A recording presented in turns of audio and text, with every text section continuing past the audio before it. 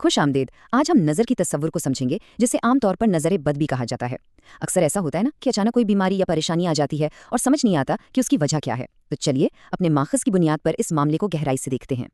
आइए एक आम सी मिसाल से शुरू करते हैं जो हमारे माखज़ में बयान की गई है। सोचें, एक हंसता खेलता बच्चा किसी तकरीब से घर आता है और अचानक बीमार पड़ जाता है, और परेशानी की बात यह है कि कोई दवा भी उस पर असर नहीं कर रही। ऐसे में वालिदैन के जहन में क्या ख्याल आएगा? बस ऐसी ही सूरत हाल में अक्सर लोगों का ध्यान नज़र बद की तरफ जाता है। ये एक ऐसा तस्वुर है जिसे हमारा माखज़ एक हकीकी रूहानी मसला मानता है। तो आखिर ये नज़र है क्या चीज़? सीधे लफ्ज़ों में ये वो अकीदा है कि किसी की हसद भरी या बहुत ज़्यादा तारीफ वाली निगाह से भी सामने वाले को नुकसान पहुंच सकता है। ये बीमारी या बुरी किस्मत की शक्ल में भी जाहिर हो सकता है और इसे हल्का नहीं लिया जाता। तो सवाल ये है कि नज़र कितनी ताकतवर हो सकती है। हमारा माखज़ इसकी शिद्दत बताने के लिए एक खास हदीस का हवाला देता है। जी हाँ, नज़र बद आदमी को कब्र में और ऊंट को हंडिया में पहुंचा देती है। सोचिए, इस बात में कितनी गहराई है।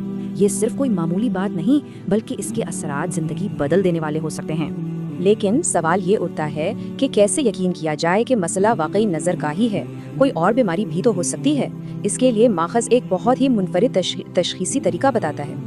और यहाँ एक बहुत ही दिलचस्प बात सामने आती है, वो ये कि नज़र की अलामात पहले से मौजूद नहीं होती, बल्कि जब इसका रूहानी इलाज यानी दम किया जा रहा होता है तो उस दौरान कुछ खास जिस्मानी रद्द-ए-अमल जाहिर होते हैं। तो वो निशानियाँ क्या हैं? दम के दौरान अगर मुतासिरा शख्स को बहुत ज़्यादा और बार बार जमाइयाँ आएँ, आँखों से बगैर किसी वजह के पानी बहने लगे, या अचानक जुकाम की तरह नाक बहना शुरू हो जाए, तो माखज़ के मुताबिक ये इस बात की पक्की निशानी है कि नज़र लगी है।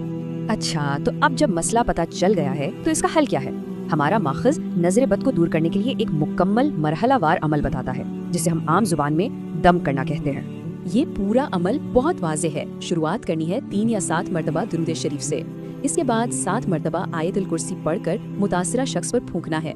फिर 7 मरतबा सूरतुल फलक और 7 मरतबा सूरतुल नास पढ़नी है, और आखिर में फिर से 3 या 7 मरतबा दुरूद शरीफ पढ़कर दोबारा फूंकना है।